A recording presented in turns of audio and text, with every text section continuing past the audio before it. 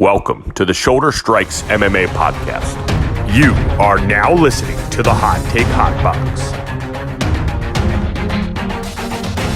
Welcome to the Shoulder Strikes MMA Podcast. You are now listening to the Hot Take Hot Box. Ladies and gentlemen, Shoulder Strikes MMA Podcast, brought to you by the Hot Take Hot Box. That's right, 2 times in 1 week. We are back. We are here to talk about UFC 308. Is that right? Is that the right number? I don't know. 9. 309? We missed 2? God damn. We were struggling. Oh, that's right. I forgot about Holloway and Taporia. That's right. 309, ladies and gentlemen. Stipe Miocic. They rolled him out of his wheelchair, woke him up out of his slumber, and said, "Hey, man, do you want to go fight the greatest of all time?" And he said, "Yeah."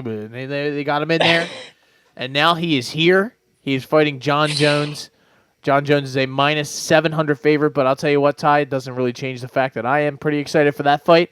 We got a little bit of a spectacle to watch on Friday night on Netflix. Jake Paul will be defending whatever he is that he defends against Mike Tyson. That's right. Not a fake Mike Tyson, not some guy that they got up off the street. Well, they might as well have. 58-year-old Iron Mike Tyson. That Mike Tyson. Bite the ear off Mike Tyson. That Mike Tyson. He's going to be in there. I don't want to disrespect him because he still is a menacing figure. Katie Taylor, Amanda Serrano. We have a lot to talk about. We're going to talk about that first. But Ty, how are you feeling? Are you excited for the one spectacle after another here this weekend? Tons of fights, tons to talk about. How you feeling? Yeah, it's going to be something on Friday. We got Katie Taylor, Amanda Serrano, Jake Paul, Mike Tyson. Who knows what's going to happen there? It's a lot of people are going to tune in. They're going to make a lot of money. It's kind of weird. It's really weird. You look at Mike Tyson's Tapology picture. Stadium too. Yeah. Hopefully that glare doesn't get in Mike's eyes. Hopefully they put the black curtains up for this. It'll be the most exciting thing that happens at Cowboy Stadium probably all year this year, unless Taylor Swift did perform there, which that may surpass this. But yep. 4 years ago, Mike Tyson fought Roy Jones in an exhibition, and he actually looked pretty good compared to Roy, who I believe is 55. So a little bit younger. Also didn't look like he wanted to hurt Roy Jones in that fight. I imagine he's going to want to hurt Jake Paul in this one. Right. But who knows? Who knows what he's even going to look like? I mean, that was 4 years ago, that fight. So a lot can change in 4 years. I mean, he had an ulcer flare up that forced an airplane to come to a stop. Yeah. They had to ground an airplane because of this guy's ulcer flare up. And that was 6 months ago? That picture of him in the wheelchair was a rough look. In the wheelchair, like Young Thug in the airport. You just see Mike Tyson like, what the fuck? Yo, we need a wheelchair, not for this old lady who has sepsis. No, Mike Tyson. Yeah, whatever was wrong with him. Maybe he had another ulcer flare. That was like 2021, 2022. So he's had a lot of health problems. He went to prison. I imagine that ages you as a human. That was a long time ago, but still. Can't be good for you. It can't be good. Found guilty, I believe. Rape, I believe. That's yes. Yeah. So a lot of people are like, yo, Jake Paul, fucking scumbag, fucking hate him. I'm like, I don't think Mike Tyson's a good person either. A convicted rapist. So, it's not like you're choosing the better of two. I guess you are choosing the better of two evils. But one seems very evil, or at least was. I don't know. He's kind of his image is a little different now. I mean, obviously, everyone just knows him from doing psychedelics and fighting his podcast. And yeah, so I mean, if you look at his professional record, last time we saw him in there professionally, so this is going to count, right? It says pro next to it. Okay. Last time he was in a pro fight was June 11th. You don't sound too thrilled about that. June 11th, 2005. In Washington D.C. and he got the brakes beat off of him by Kevin McBride, your boy, the Irish Wonder, who after that fight I believe went on to lose like 6 of his next 8? Yeah. And he got beat so bad he quit. He's like, yeah, I'm done, man. I'm done. And then before that he fought fucking Danny Williams, beat the fuck out of him. I mean, he's just been a shell of himself for a while. I don't think Jake Paul's any good. At least he's getting better. He's bigger. He's younger.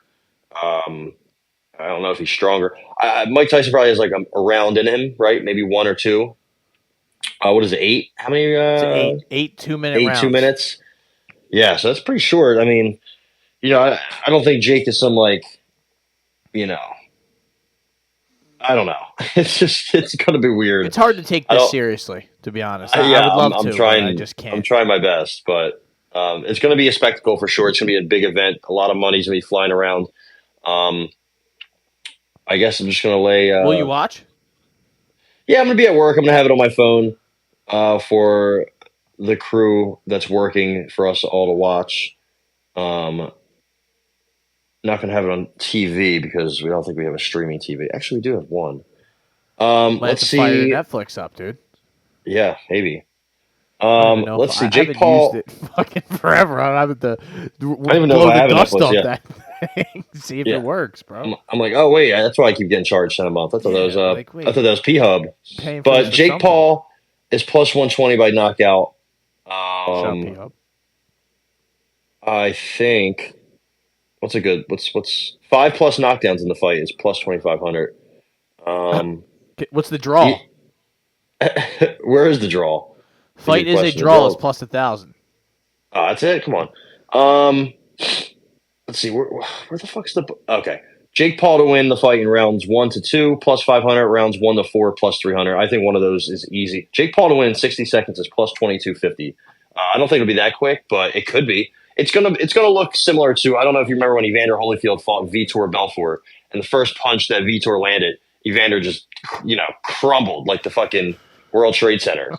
And then he got up and went back down. I'm like, yo, Chris Tognoni, who's the ref in this fight that wants to watch his old bastard go to fucking turn into dust? And Vitor Belfort, who is also old and like has been knocked out many of times. Just beat. I mean, Evander Holyfield, I believe, was 60 or something when that fight took place, right? Let's see. It was just 3 years ago. Yeah, he lost. Oh my God! Which is the ironic part is they fought on 9/11. Oh, come on!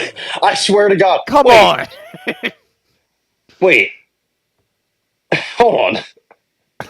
What? Hold on. This says. This can't be right? This says in 2015 that Evander Holyfield fought an exhibition match against Mitt Romney? No, that can't. There's no way that happened. The senator from Utah? No, that didn't happen. That's what it says. And they fought in Utah. No, that didn't happen. That didn't happen, right? No, that didn't. We can all agree that didn't happen. There's no way. He knocked Mitt Romney out in 2015. Is that what you're telling me? I'm clicking on this on Wikipedia, and it's showing me. Dude, it looks real. Romney. Yeah, it's showing me actual Mitt Romney. This can't. Willard Mitt Romney. Willard.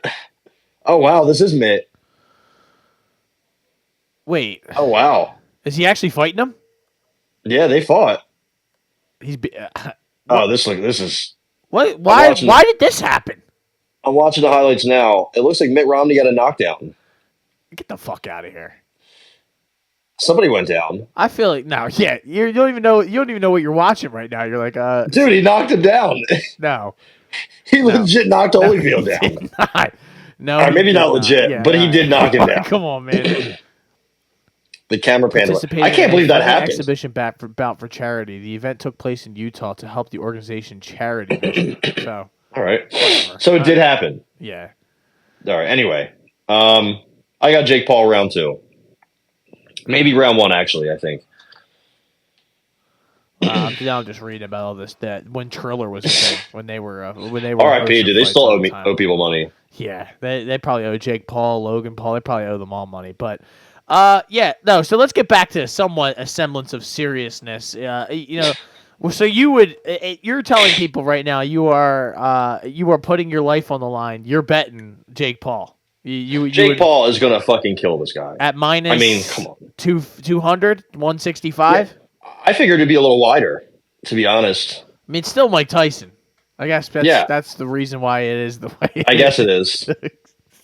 He's 6'1", Jake Paul. He's got a 76-inch reach, so he's like 3-4 inches taller. He's got about 5-inch reach advantage. He has a good jab. He's quick, has good power. Does he have the technique? Probably not, but maybe. I mean, Mike Tyson's technique, I can't imagine is really that good still. He's going to be in good shape, but how good of shape can you be in after ulcer flare-ups? And like, how much cardio do you have? Like, Mike Tyson probably has what? I'll give him 2 rounds before he looks like, one of our grandfathers. I'm serious. 58 years old, with the stress, his body and mind. It's fucking. Okay. Come on, be respectful. It's Iron Mike getting in there, man. No, it's on Netflix. Dude, he looks ready to go. Looks like he's in great shape. Sure. He looks like he's got a full 16 minutes in him. He's ready to go the distance if he needs to. Give me Mike TKO, dude. Give me Mike knockout. What's it? Plus 230? Fuck yeah, dude. It's probably I guess Jake. Yeah, it's plus 275 on Hard Rock. Shout out to Hard Rock. A tie is plus 900. That's just I could see that. Just. Let's give him a draw. Why not? Yeah, well, that's what I should have bet for the Triller thing. I wish I would have known that was fake when he fought Roy Jones Jr. because I was betting one side or the other, and then I lost the money because I think the draw was like plus 2,300 that night. I was like, I didn't know we were just going to dance around and hug each other to the end of the fight. But, so I think, honestly, the bigger thing here is probably Amanda Serrano and Katie Taylor, which they put on one of the greatest women's boxing fights of all time the last time they got in there. The 2 best women's boxers that on the planet, probably, yeah. But they keep Katie Taylor moved up after their fight, has fought up, and Amanda Serrano fought down. So it's like, and they're both old, I believe. Katie Taylor's 38 and Amanda Serrano's 36. Yes. Or the other way around. So it's like, it's going to be a good fight for sure. And, I don't think age necessarily matters that much in women's boxing. You don't see many knockouts. So it's kind of, it's a little different. And these two this is the biggest fight of their career now after the first one. I believe Katie won the first one by split, right? But it was very close. Very, very, very close. I think she probably wins again, man. She does more. She's more active. I think she probably just, hits harder. She's more consistent. I think there's sometimes Serrano takes some rounds off. I don't know. I guess I would go. What are the odds on that? Probably very close, I would assume. Well, if I can find them on the problem with women's boxing is that Amanda Serrano beat up a local mechanic the last time that she was out there. They had that girl Stevie Morgan get in there, and she killed her. It's minus 110 right down the middle here. Katie Taylor. Did she fight Cameron? Chantel Cameron, who she lost to? Katie Taylor. I'm sorry, Amanda Serrano is what I was talking about. She fought a gas station. Attendant. Yeah, she was like, I'm going to beat her ass. Then the fight started, and Amanda Serrano came across and started whooping that ass, and there was nothing that anybody could do. Ty, is any of these undercard fights, you're more the boxing aficionado than, are any of these undercard fights worth watching? The Barrios fight will be good. El Azteca, Mario Barrios. He's on a 3-fight winning streak after losing to Gervonta. He took Gervonta to the 11th round, looked good, and then he got hit with an uppercut, and that was it. Yep. He fought Keith Thurman.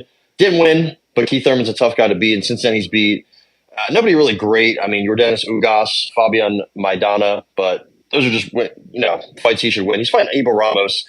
Abel Ramos, in my opinion, is cooked and battered. And he just lost to Cody Crawley, Luke Santamaria. I don't even know this guy who he beat. Juan Ramon Guzman, El Perro. He's active, but he's 33. I believe is he the cousin of Jesus Ramos or I think they're related, right? Something like that. Jesus Ramos is like the really young kid who's really good. They're related somehow. I think he trains him. I don't know. So that fight should be good. I think if we don't see Barrios get him out of here, that's kind of concerning, but we'll see. I mean, Barrios isn't necessarily a big KO guy. Shadeja Green, I believe this is like the third fight. I think she's like one of the bigger women's boxers and hits like super hard. So maybe you'll see a woman get knocked out. Armando Casamonica, not sure who that is, but he is from Italy, La Furia del Quadrado. So he's fighting, like you said, the guy who killed Ashton Silva. Oh yeah, Lucas Body. Who they Joe Martinez was praying for him to be returned back to health. That was wild. We go to your judges' scorecards, but first, let's restore the health of Ashton Silva's corpse as he's like, He's saying a smelling fucking salts. prayer over his body. I was like, Yeah. I turned it on. I'm like, wait, what happened here? What? I don't know what that was. That was insane. Somebody tweeted. I thought tweeted, like Joe a gunman Martinez entered is the. praying I for thought him. someone had like brought a weapon in there. Or Gunfire, something. yeah. I It was was- a mass shooting. Yeah, I'm like, oh my god, why are we still continuing the event? And then I watched it. I was like, oh well, yeah. Does look like his health needs to be restored because Something needs to be unconscious. restored because, he needs Mike but Tyson's Luke- wheelchair. Sometimes the flare-ups happen, dude. It happens. Sometimes you're in the airport, you need an air chair, a wheelchair. Sometimes you need to land the plane wherever you are in the sky. Bruce Carrington is fighting. I don't know who Dana Coolwell is. Dana Deadly Coolwell. Not sure really about his game. Who is he beating? Nobody. He's Australian, right. so you would imagine he's a fraud. All right, Mike. Yeah, he must be from City Kickboxing. That's probably where they got him. Oi, bruv. Can't wait to go fight Bruce Carrington, bruv. All right. Bruce Carrington's last fight was actually very close. He fought Suleiman Sagawa. This I don't know if he's Ugandan or Cameroonian. This African guy who nobody really knew about, but he beat Ruben Villa on Top Rank. So everyone's like, oh, maybe he's decent. And he took fucking Bruce Carrington the distance and almost beat him. Lost a majority decision. So Shushu needs a big win. Like who just had a big win? Keyshawn Davis just had a huge win. Abdullah Mason got dropped twice. I don't know if you saw that fight. He's like one of the best prospects in boxing. He got dropped twice, but then beat the fucking brakes off of this dude. So like all these top prospects on Top Rank are really trying to pretty much get a big fight. It's going to come down to who gets it first. I think Keyshawn Davis is next up. I believe Keyshawn Davis is the one that Eddie Hearn keeps trolling because he lost to Andy Cruz in the Olympics twice or in amateurs 3 times. And he's like, Keyshawn, you're not that good, man. You're not that good, mate. You're just I'm not like, that good. He is good, though. Keyshawn Davis is really good. But Bruce Carrington, we'll see if he bounces back here. That body and Casamanica fight should be good. I mean, this seems like a pretty good card. I don't know who this Whindersson Nunes guy is, but he looks like a Brazilian Post Malone. So he's fighting Niraj Goyat. Who is that? He fought Cepeda. Who the fuck are these people, dude? I don't know. I mean, look at Whindersson. Whindersson does look like a hybrid of shout out to Luis Pena. Hope he's in prison. He looks somewhere. like he would bust out El Chapo. He's never fought before himself. He has he's on a 2-fight losing streak via exhibition. And he's fighting this guy who literally went the distance with Jose Cepeda. So I don't like Whindersson's odds here. He's only plus 260, so I got Mr. Goyat. I'm going to be betting on this entire card like a sicko. Anyway, Jake Paul, round 1. I mean, we spent way too much time on this card. Isn't this Kenny guy that he fought? Isn't he on Twitter all the time? Probably. He probably works at Publix. Not the Publix near me, though. One of those like one of the famous Twitter accounts that's always like sucking off Kenny UFC O? fighters. Yeah. King Kenny?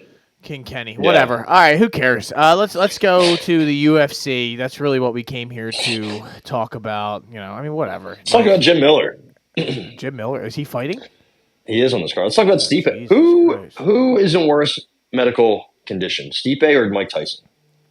Oh, I would hope Mike Tyson. I mean, at least Stipe is like just putting fires out and then not speaking. I mean, but the thing is, like, I would like to say CTE is starting to get Stipe, but I could never understand him even when he was like a younger guy. So yeah. He's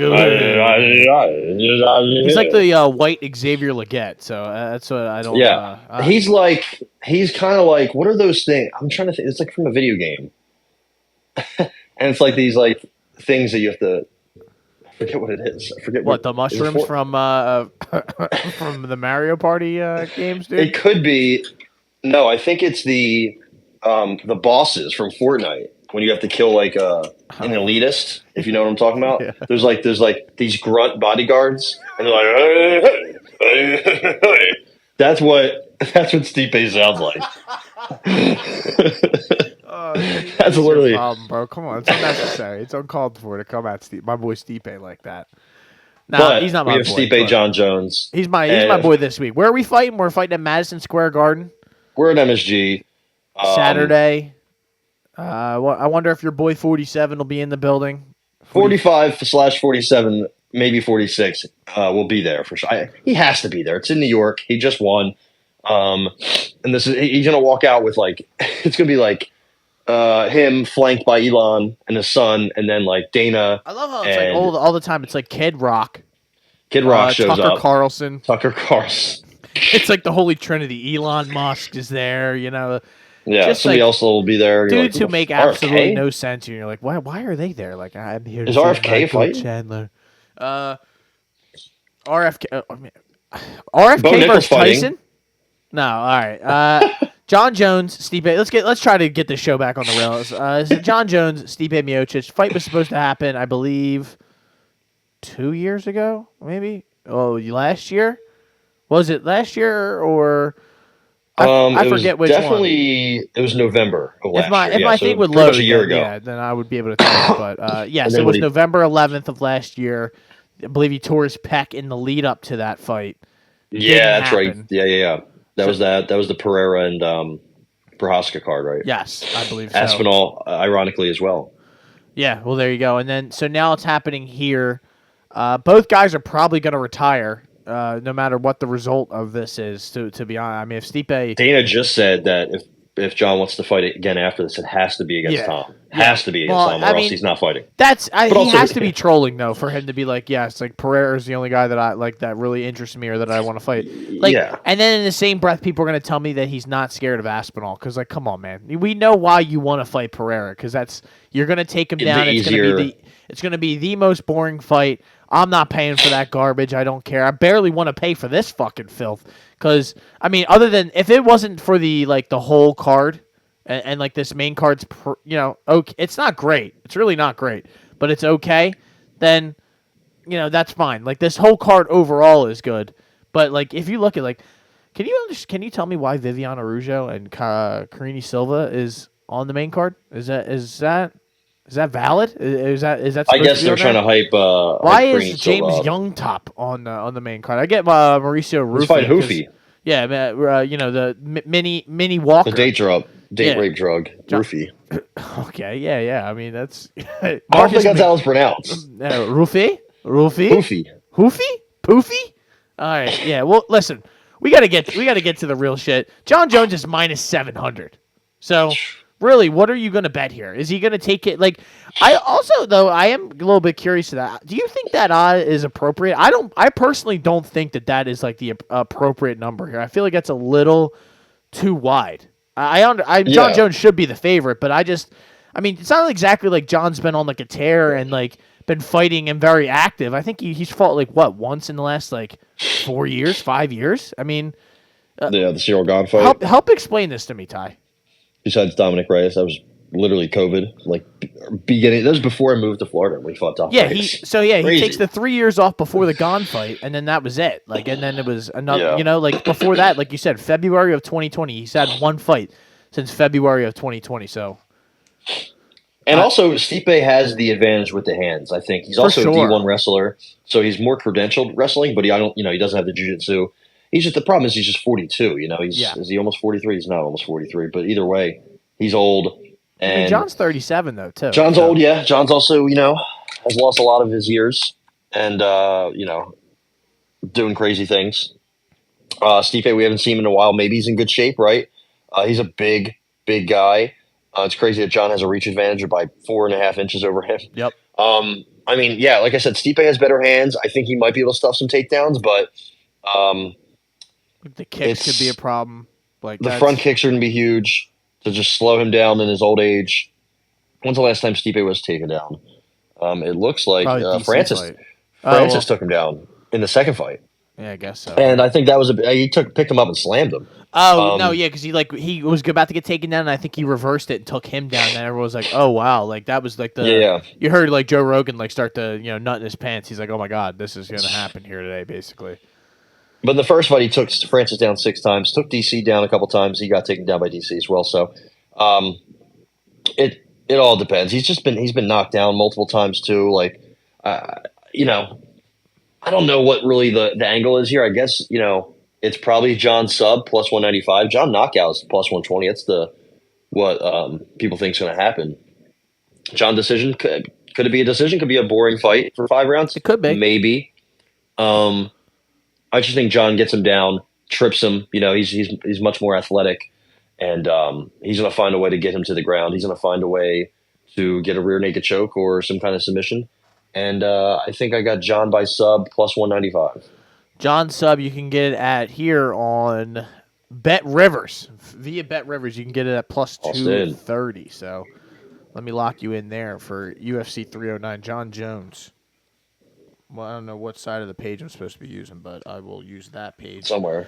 I don't. I'll be honest though, Ty. I don't know what to. I just truly. I think I might have to stay away because I just don't. I don't like any of this. I don't like either one of those props because it's one of them where you can see it going either way, and like inside the distance isn't worth betting at minus 250.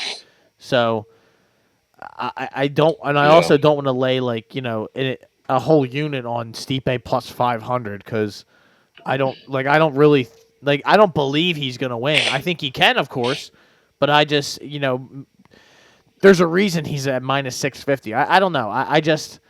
I struggle big time with having a side here, either side, no matter what it is. I'll probably just go Stipe money line in my private life and call it a day. But I'm probably gonna stay away here on the pod, on the official sheet. I have to. So how about Charles Oliveira minus 265 versus Michael Chandler plus 215? Chandler's had enough of waiting for Conor McGregor, who I think is standing trial right now for a sexual assault case. Dana said he'll be back at the end of next year. What? Really? Yeah, that's what I believe he said. He's never fighting again. So the end of next year? Come on. Why are we waiting that long? Yeah, the later part of next year. Yeah, he's trying to just ice him out. By the time he fights again, he's going to be so cooked and it's going to be so over. So there's that. I think Conor and Chandler. Yeah, they're still talking about Conor and Chandler. When Conor comes back, which I see being sometime later part of next year, we'll see where everybody's at, what's going on. We'll figure out who faces Conor.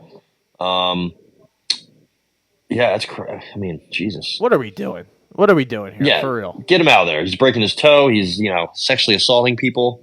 Well, allegedly. We got to put allegedly on there. We don't know because we'll see. We'll wait for the results of the trial. How about Charles Oliveira and Michael Chandler running it back? Michael Chandler kind of making a pit stop here, which makes sense for him. He waited so long, and I guess at this point they're never going to let Conor fight, and they're never going to just make. I don't understand what's taking so long with that. I never did get it. I feel like you could have just made a different date, and if he bails out again, then just don't do it again. But whatever. But go to jail. I think you could. I mean, he could go to jail. That's also a possibility with him, as always, throwing dollies through windows and whatnot. I obviously like Charles Oliveira. I think in the first fight, Michael Chandler, like always, comes out on fire every single time, gives you a good 3-4 minutes of just fury. And if you can survive that, which Charles Oliveira is very good at surviving that, and especially when Michael Chandler is kind of a wrestler that doesn't really have he doesn't have really great jiu-jitsu. He's more of just like a power kind of control wrestler. And just, kind of a cardio monster when he doesn't really have... I don't really think he has great... Maybe it's not that he doesn't have great cardio. It's just that he uses so much energy. Red lines. And yeah, that's what it is. Like in that first little bit. And then he's fine afterwards, but he never gives you that again. He can't fight at a consistent pace for a full, 5 rounds or 3 rounds. What is this fight? Is this a 3-round fight? I think it's 5. 5. Wow. Okay. So... yeah, I mean, this is easy money on Charles Oliveira. I just don't know how he gets it done, or you got to look at some of it. I mean, most of his finishes are subs, but when they fought, he did knock him out. He dropped him twice in the beginning of that second round. He's quicker.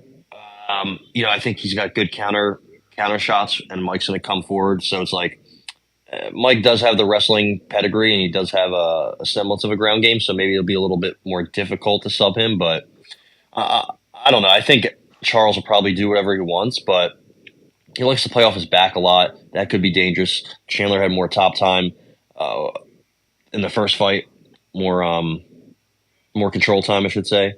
So maybe I'm conflicted. Sub or a knockout? I don't know. I think knockout. I just think Chandler's chin is not great, and his cardio is not great, the way he manages anyway. So submissions plus 140, TKOs plus 220. Yeah, I don't know. 255 on here. I think I'm taking that. I was going to take TKO, some, yeah. but you're right. Like, I think, I mean, didn't Chandler get his back taken and was able to kind of... Chandler did have his back taken and worked his way out of it. He also Yeah. tried I don't know if he tried putting Charles in something. Yeah. Well, of course. He had a submission attempt. Yeah, it's always That didn't work. some nonsense. But yeah, I think it's rinse and repeat. I think it's going to go similar to how the first fight went, except I think Oliveira could knock him out in the first.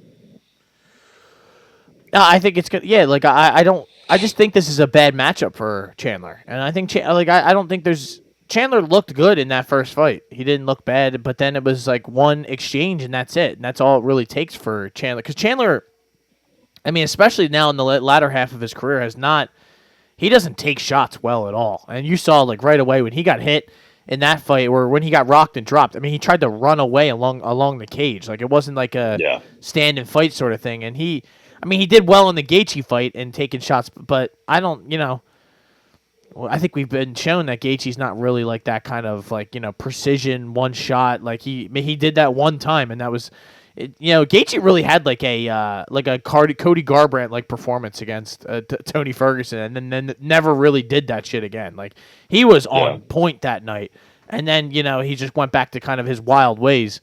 This one seems like when the fight was announced, it was like, all right, I knew exactly what I was going to bet, and it was going to take a lot for me to be convinced to go another way.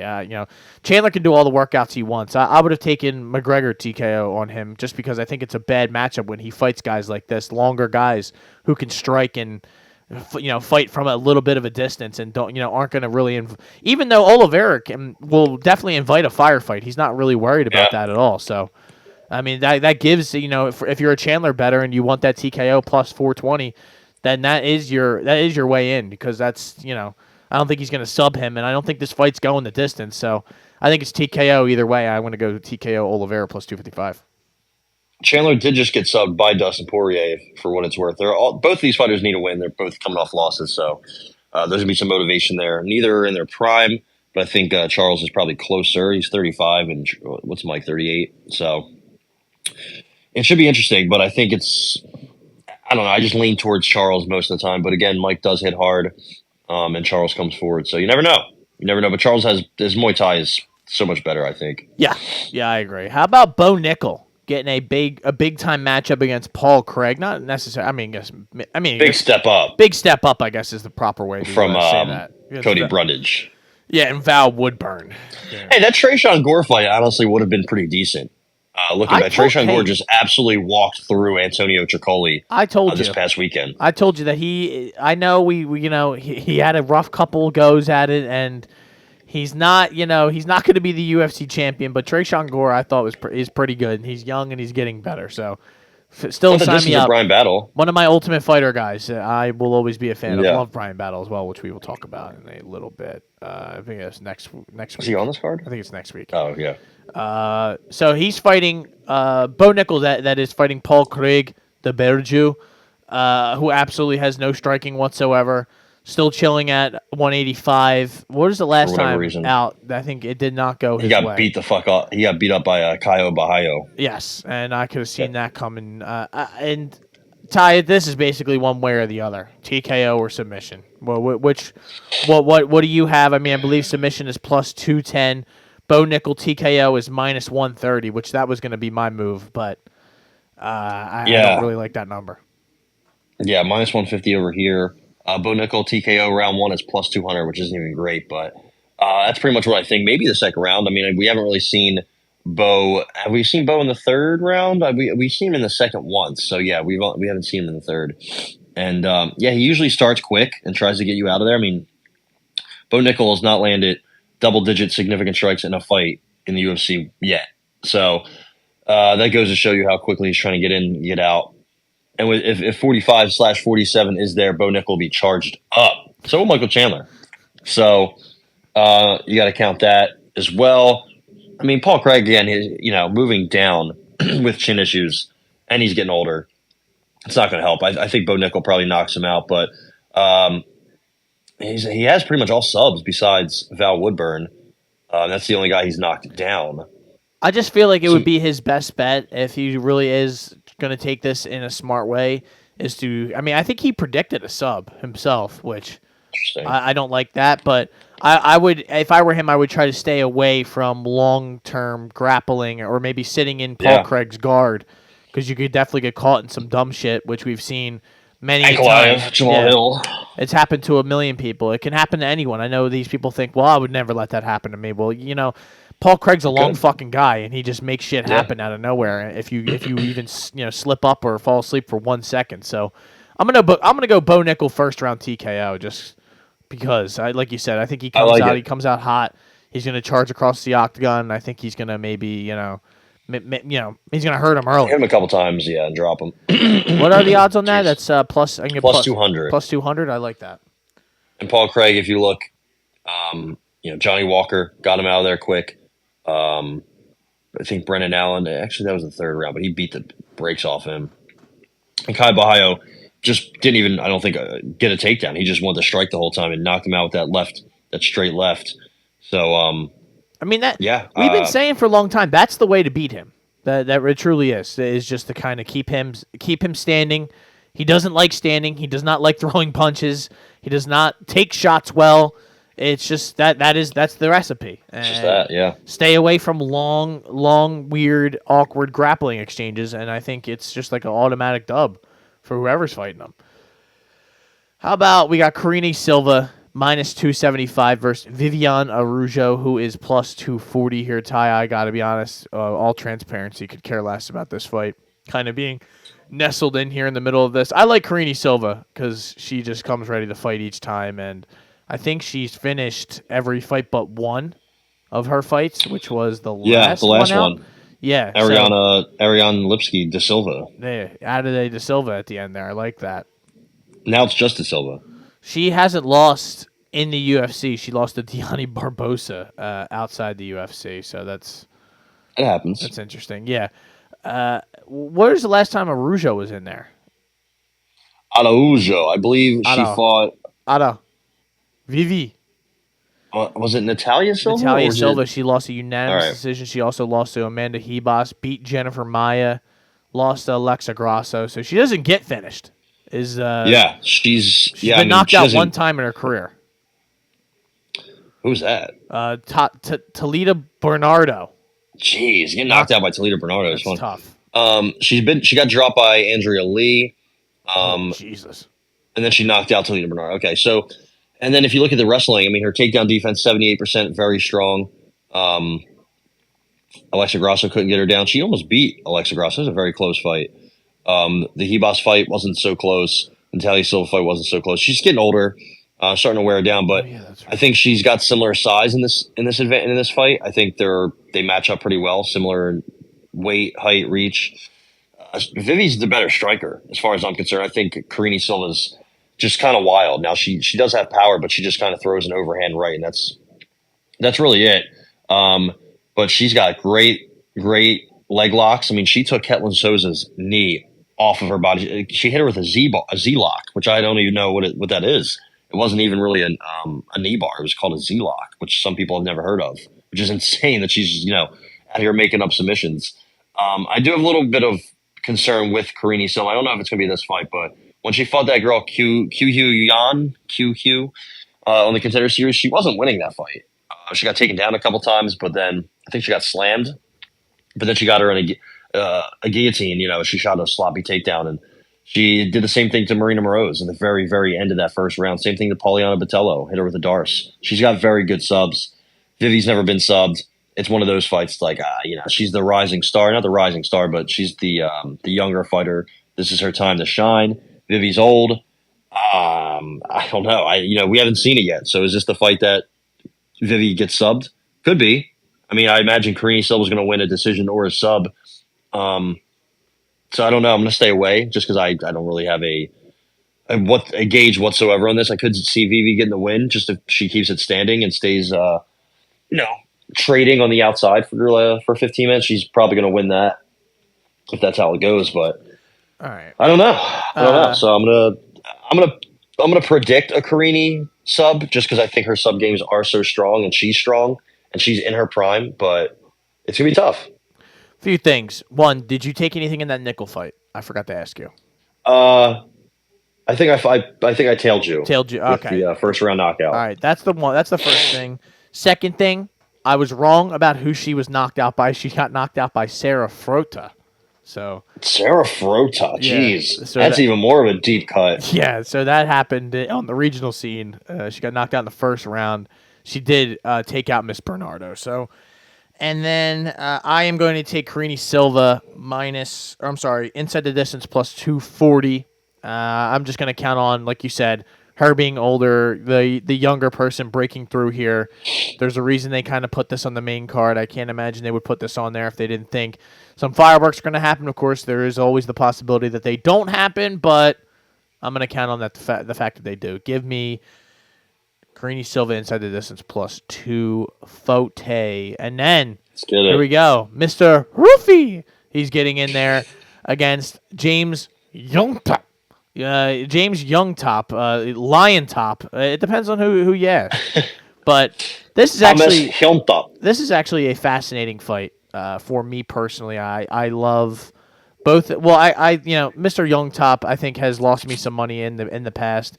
Mr. Roofy, the way he fights is just kind of Brazilian Connor. We were calling him the last time that I recall. Yeah, he really does fight like him with the whole just the way he stands, hands down, keeps just comes that in one ready to shit, go. Yeah. I like it. I don't know if there's really anything to bet here, though, unfortunately. I mean, he's minus 900 on the money line, which is kind of wild. And the TKO is minus 150.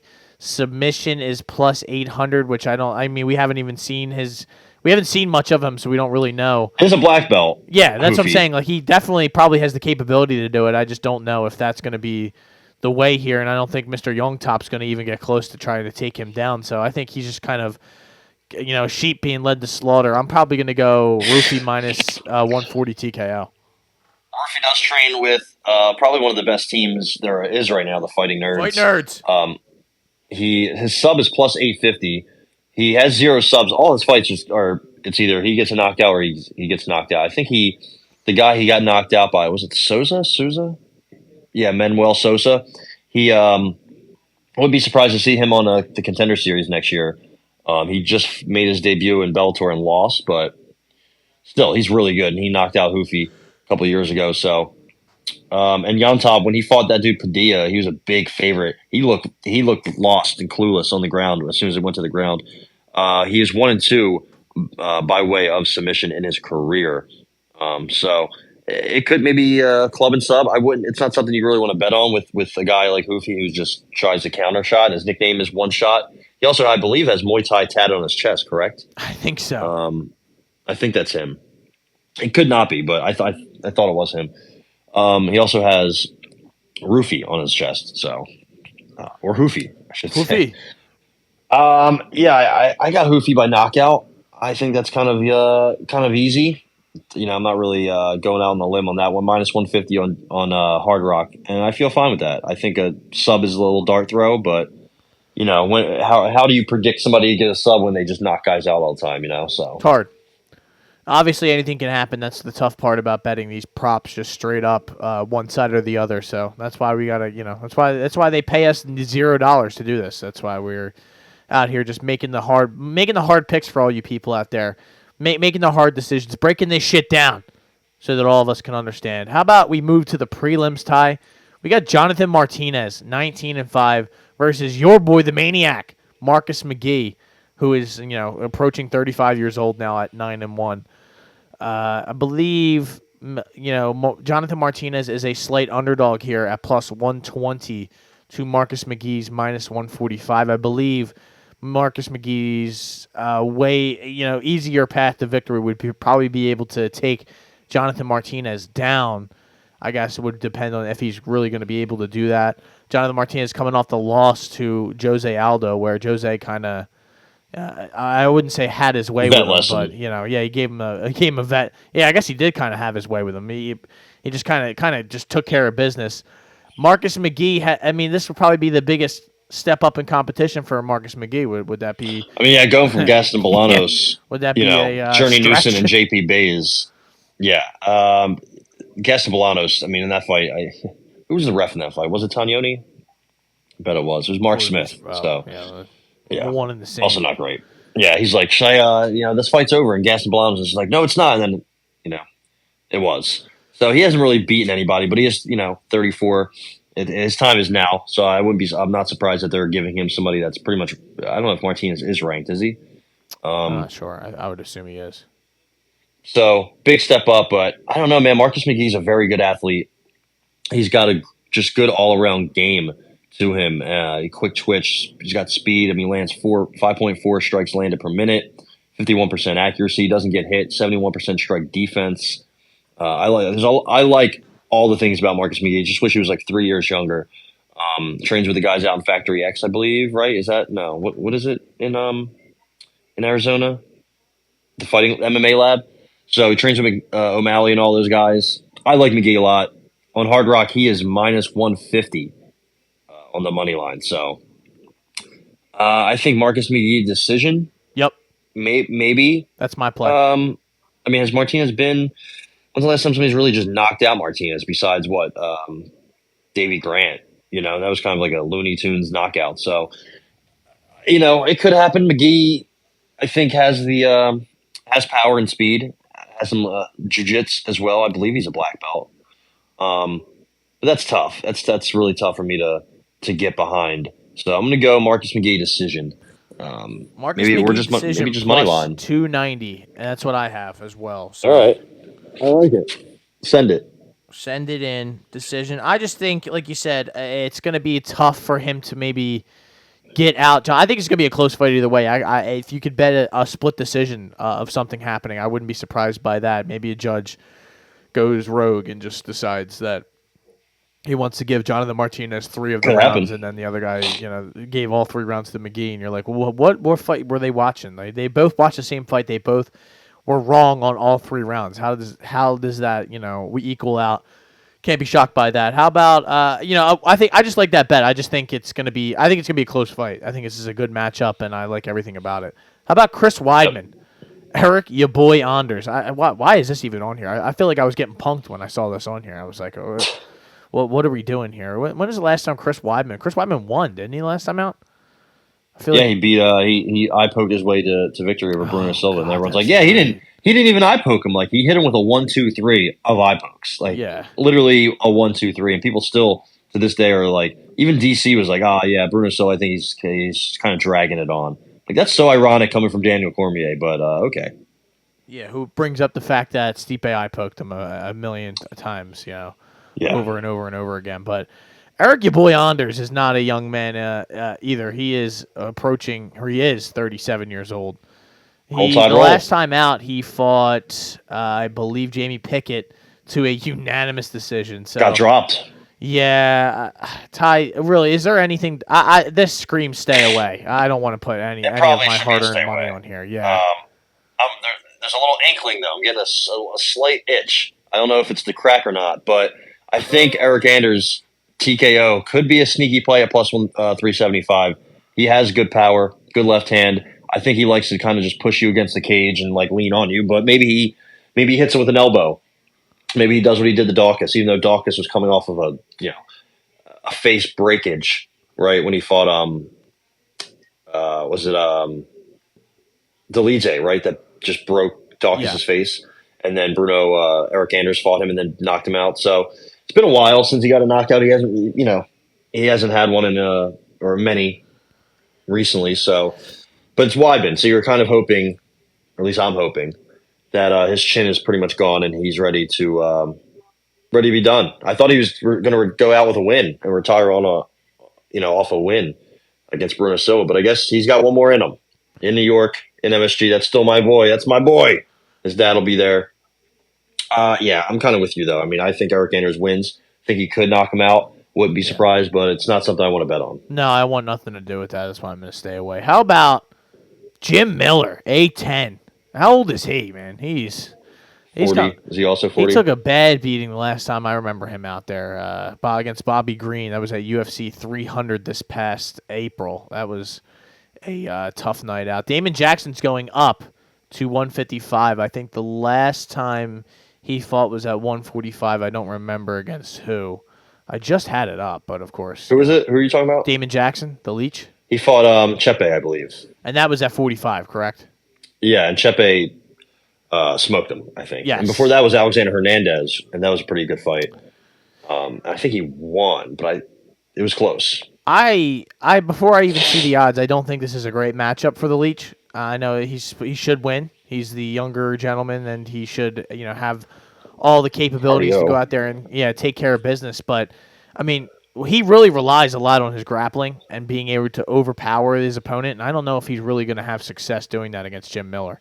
That's the only thing. And I think this is a good matchup for Jim Miller because he doesn't really do well against guys who like to sit there and throw and beat his face up and throw bombs. And I mean, he was able to survive that long against Bobby Green. That was wild. I mean, and he took a good amount of time off, so I like that. It was a good 7 months ago. So I just don't.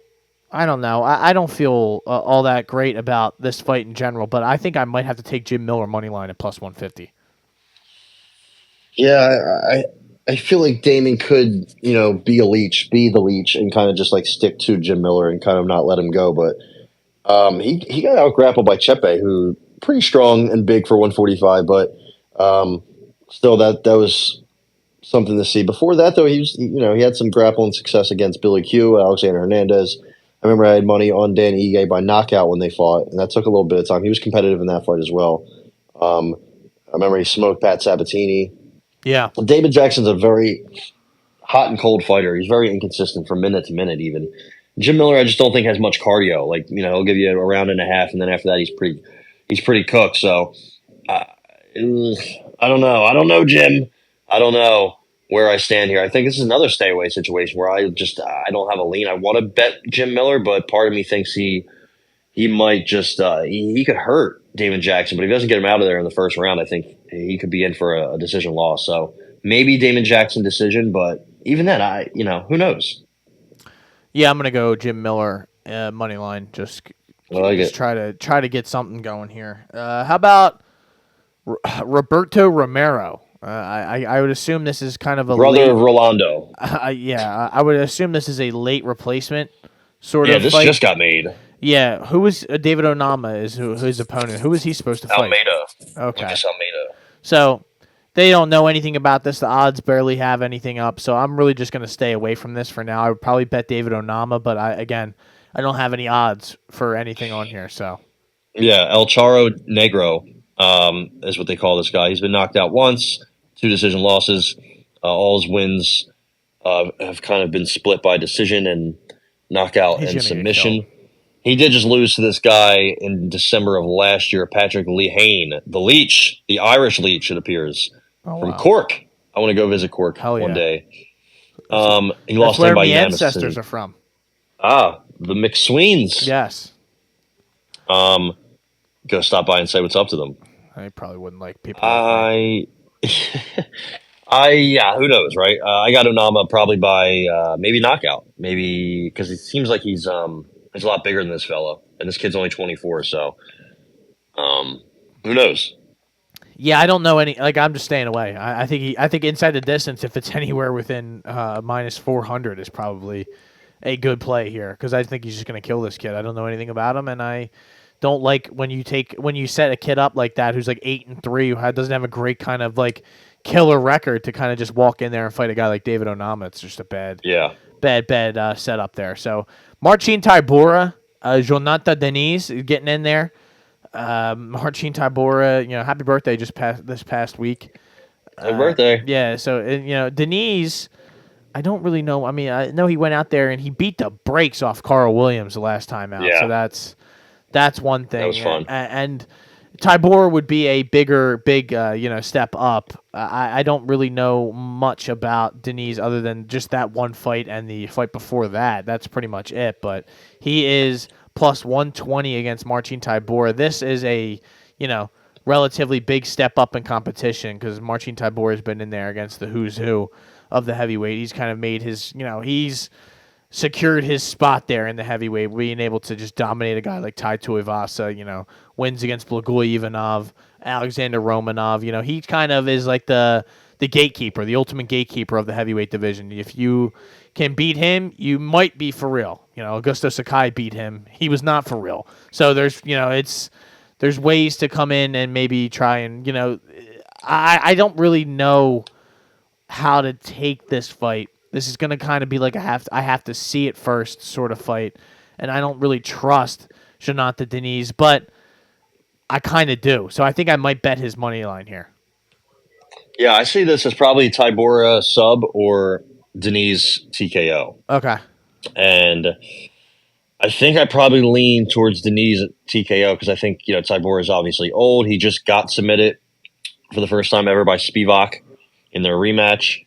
Before that, he did submit Tuivasa, but Tuivasa has no ground game. And before that, the last time he submitted somebody, when was it? Yeah, that's his only UFC submission, it seems like, for Tybura, and it was over Tai Tuivasa. Deniz is not a guy who has a good get-up game, in my opinion, but I think he has good takedown defense. I think he's a good athlete. He's strong. He's big. Yeah. He's in his prime. The fact that he wasn't able, that he didn't get, washed by Carl Williams, who, I know it's Carl Williams, but the wrestling can't be denied with that guy, so that was a little bit of an eye-opener for me. I think Tybura is pretty cooked. 39. Yeah. Deniz is 33, pretty much in his prime. And he's a good striker. I'm going to go Deniz TKO plus 180. I can get you at plus 200 here. Let's go. Bet MGM. Shout out. Or MGM. Almost jumped off the MGM when LSU lost to USC. Fun fact. There you go. I'm glad you didn't. You're still here, brother. You made it.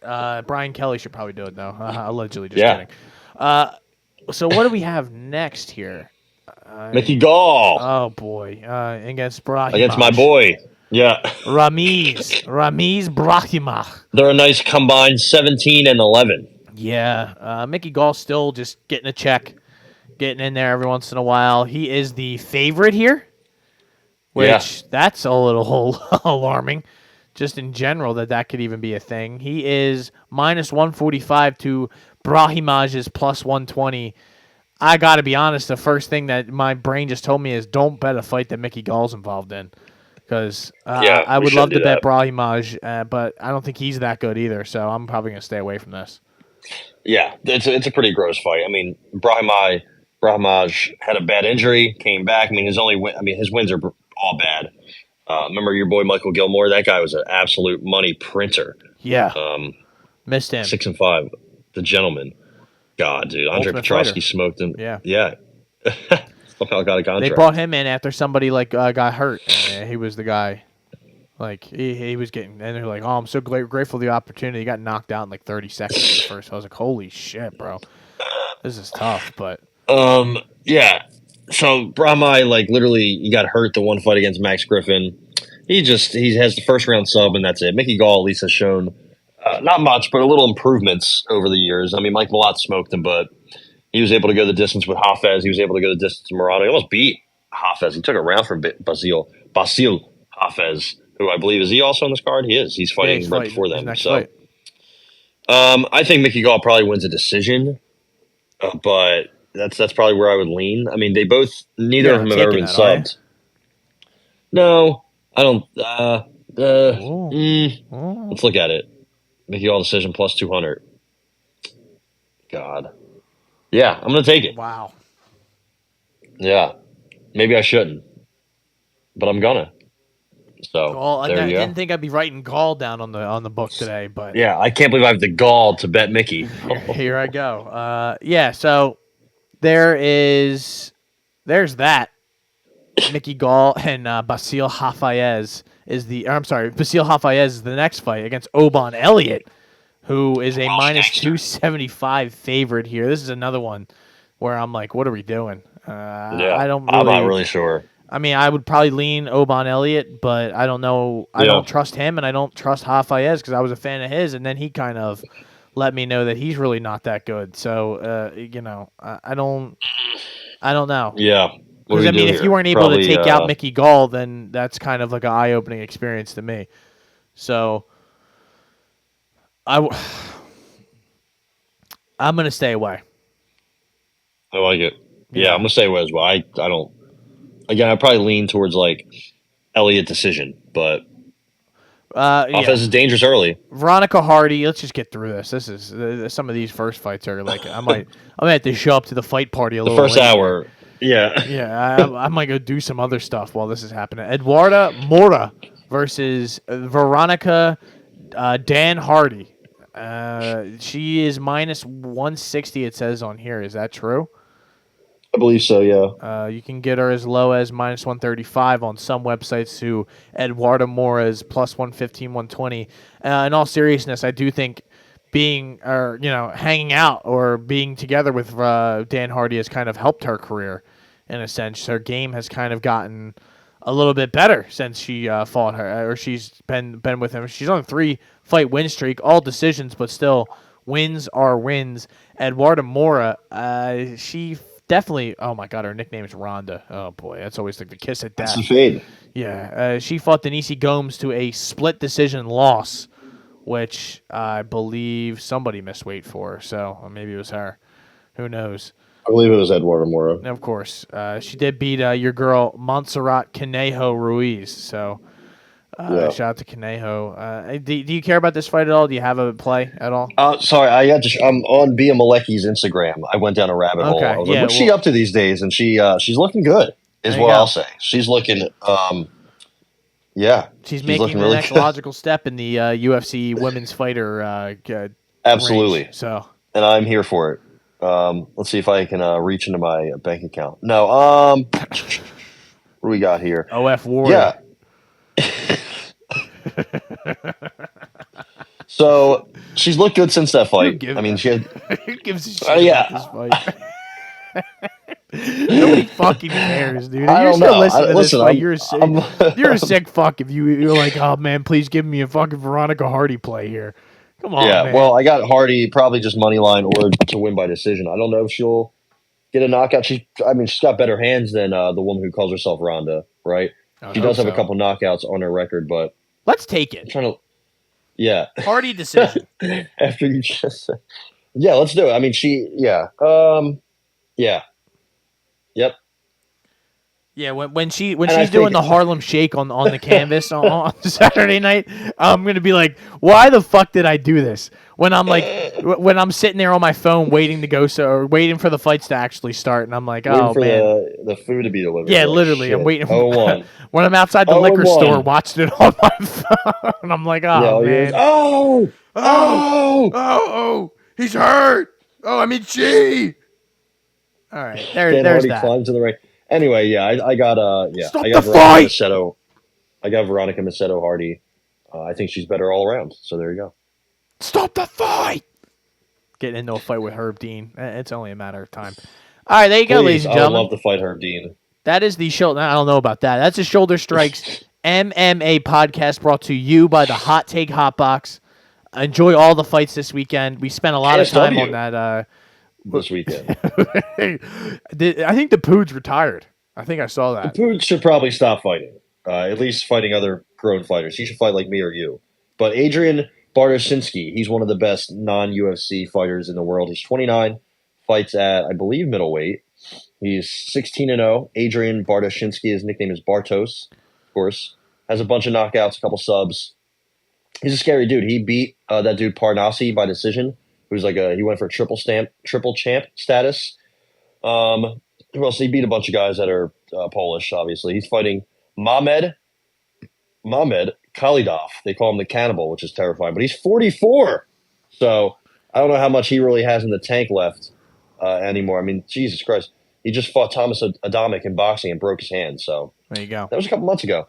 Adrian Bartoshinsky, very, very, very good fighter. Hopefully he comes to the UFC.